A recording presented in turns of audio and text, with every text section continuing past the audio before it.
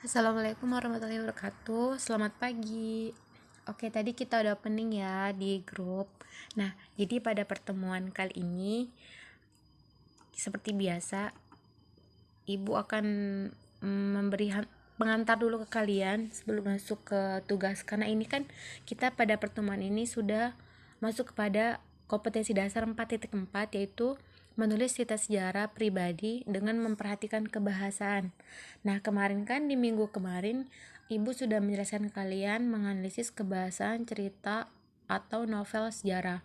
Nah, pada hari ini kita masuk dalam mengembangkan tulisan kalian. Sudah yang Ibu sampaikan kemarin, Ibu minta kalian untuk menyiapkan cerita pribadi kalian untuk dijadikan tugas di akhir pembelajaran ini.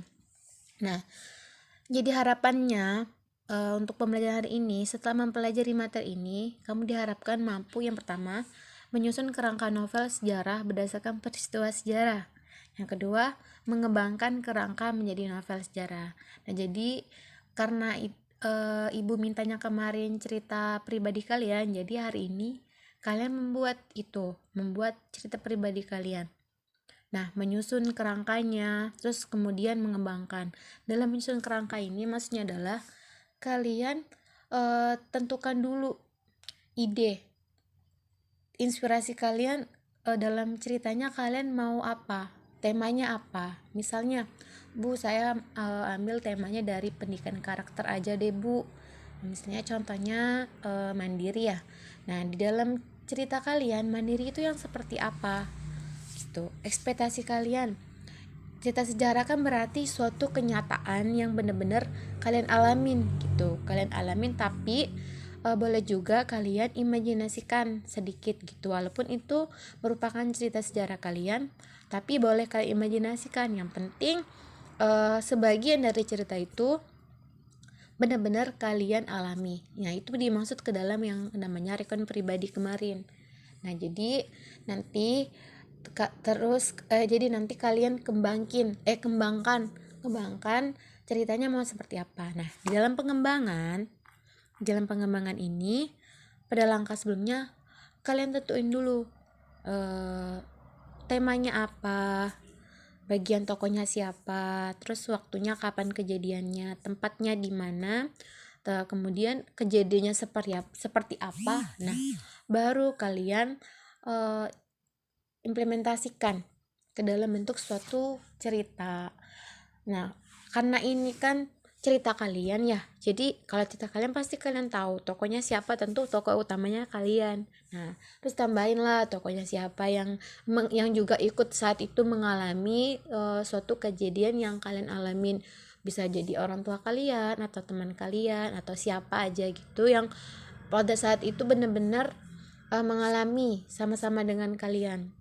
Walaupun itu cerita kalian tapi ikut serta gitu. Paham ya? Kemudian ingat juga waktunya waktu itu dilaksanainnya kapan, tempatnya di mana. Terus tentukan kejadiannya tuh permasalahannya pertama di awal apa, resolusi 1 sama resolusi 2. Nah, di situ kalian tentuin konfliknya apa. Pasti kalau namanya juga cerita pribadi ya, pasti tahu konfliknya yang terbesar di mana. Nah, terus buatlah endingnya seperti apa, penyelesaiannya seperti apa, terus kodenya atau penutupnya seperti apa. Nah, di dalam mengembangkan ini jangan lupa yang sudah kalian pelajari, yaitu struktur sama kaidah kebahasannya harus ada diterapin. Dari strukturnya apa saja kemarin kan ada 6.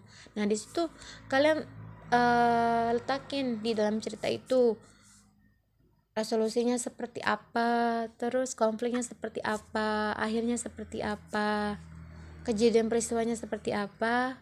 Nah, kalian imajinasikan. Nah, biasanya itu dalam pembuatan cerita itu kalian tentuin dulu tadi ya, temanya, waktunya, tempatnya, kejadian seperti apa. Nah, dalam kejadian itu buat ilustrasi peristiwanya. Pertama, ceritanya tuh terjadinya seperti apa begitu kan. Nah, kemudian biasanya dalam pembuatan cerita itu